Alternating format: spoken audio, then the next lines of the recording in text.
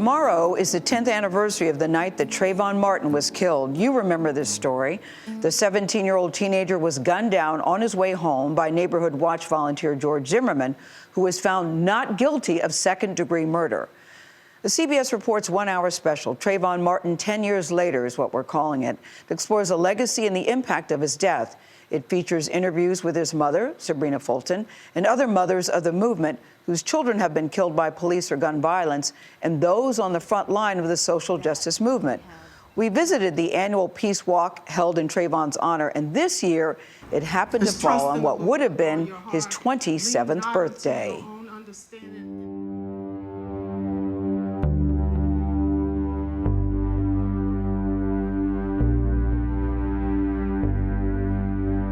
What did you think when you saw the crowd today?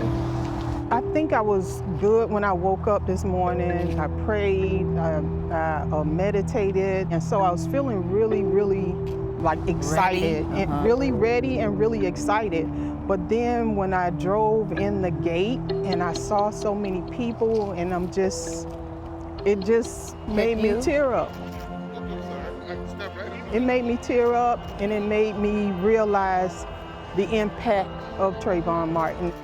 10 years ago, Sybrina Fulton became the mother of a movement. We got to see past what's in front of us. We can't give up. Her son, Trayvon Martin, was just 17 years old when he was gunned down while walking back to his father's house from the convenience store. He was shot by George Zimmerman, a neighborhood watch volunteer who was 28. The pain is still fresh.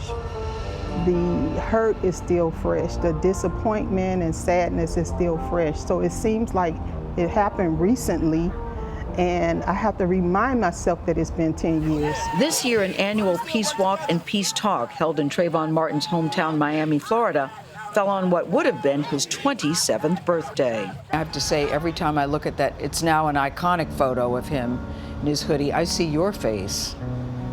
I see you when I look at him. What do you see when you look at him?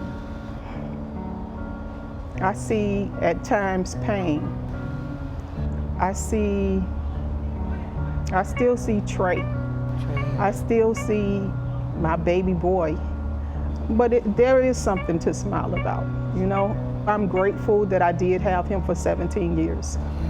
But the pain and hurt and bitterness of him not still being here is something that I carry with me every day. I've heard you say that you turned your pain into purpose. What do you mean? When this first happened, the tragedy of my son, I can absolutely say that I never thought I would be happy again. I never thought I would smile again. And I asked God for strength because that's what I heard other people saying about me, how strong I was. It didn't happen overnight, but He made me strong. It happened. Sybrina Fulton realized there was power in sisterhood.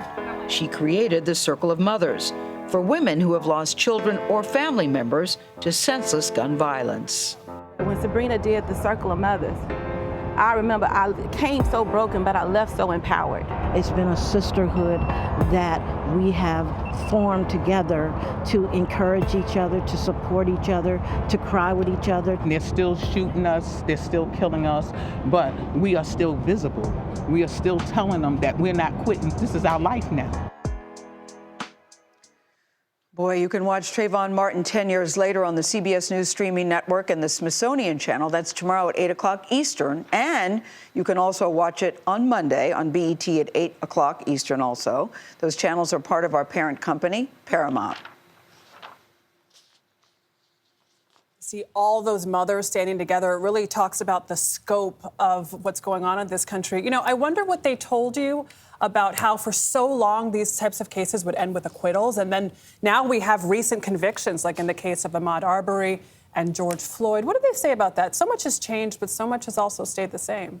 I know. And I asked that very question, Adriana, because they said, listen, we are very happy about what happened in those two cases, But Sybrina called it bittersweet. She said you take 2 steps forward and then you take 2 steps back. And what it took to get to those acquittals, and there's still, as she said, a lot of injustice that happens, that people are not being held accountable. Same with Tamika, who is Breonna Taylor's mother. She is certainly one of those people who doesn't feel that she has gotten justice in her daughter's death. So that while they welcome those verdicts, of course, they still know that there's still so much work to be done and people are still not being held accountable in the way that they would like to see. Yeah, so much happened in these 10 years, and I hope the documentary gets into the comments from President Obama, you'll recall, back in 2012. Yes. LeBron James put a hoodie on in solidarity with Trayvon Martin. That was a big part of this story. We get into all of that. We have an interview with Eric Holder, who, as you know, was the Attorney General at the time. But I keep thinking, guys, about Sybrina Fulton. She never asked for this, and now she's a public speaker, something that she grabs, but it's certainly not where she wants to be. We'll be right back.